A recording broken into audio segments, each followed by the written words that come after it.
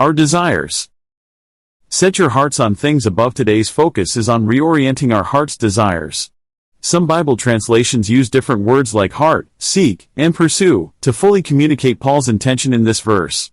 What is clear is that since we have been raised with Christ, our motivations and deepest desires, the things our hearts seek the most, should be directed not toward earthly things but toward eternal things. St. Augustine said our loves can be disordered and that sin occurs when we give more value to something than we give to God. Reflect on these questions. What do you dream about? What are you willing to sacrifice for? What do you cry about? What do you treasure? Jesus said, "Wherever your treasure is, there your heart will be also." Notice your answers to these questions may not necessarily be bad things. It may be success in school, acceptance by your friends, or love from your family. But when they become what we seek the most, we will never be fully satisfied. St. Augustine also said, "Our hearts are restless until they find their rest in you." Pursuing even good, earthly desires will always let us down. But Jesus will never let us down. Jesus promised that when we reorient our desires and seek first His kingdom, all the other things we worry so much about in life will be added to us. Psalm 37 says, "Take delight in the Lord, and He will give you the desires of your heart." Some interpret this passage not to mean that God will give us everything we want, but that when we seek Him in His will, He will give our hearts completely new desires. He will direct and reorient our motivations and passions. What do you seek?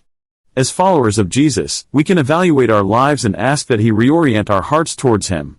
Today, pray the words of Psalm 139 and allow God to search your heart, to know your ways, and to lead you in the way of everlasting.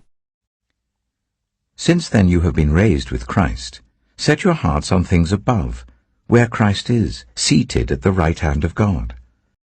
Take delight in the Lord, and He will give you the desires of your heart.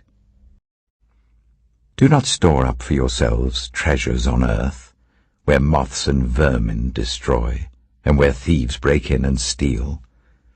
But store up for yourselves treasures in heaven, where moths and vermin do not destroy, where thieves do not break in and steal. For where your treasure is, there your heart will be also. The eye is the lamp of the body. If your eyes are healthy, your whole body will be full of light. But if your eyes are unhealthy, your whole body will be full of darkness. If then the light within you is darkness, how great is that darkness! No one can serve two masters. Either you will hate the one and love the other, or you will be devoted to the one and despise the other. You cannot serve both God and money. Therefore, I tell you, do not worry about your life, what you will eat or drink, or about your body, what you will wear. Is not life more than food, and the body more than clothes? Look at the birds of the air. They do not sow or reap or store away in barns, and yet your heavenly Father feeds them. Are you not much more valuable than they? Can any one of you, by worrying, add a single hour to your life? And why do you worry about clothes? See how the flowers of the field grow. They do not labor or spin. Yet I tell you that not even Solomon, in all his splendor, was dressed like one of these.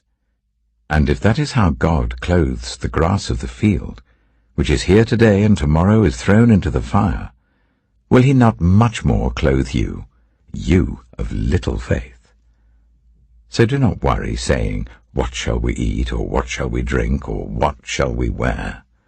For the pagans run after all these things, and your heavenly Father knows that you need them.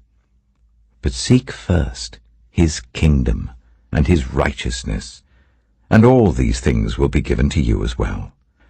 Therefore do not worry about tomorrow, for tomorrow will worry about itself. Each day has enough trouble of its own.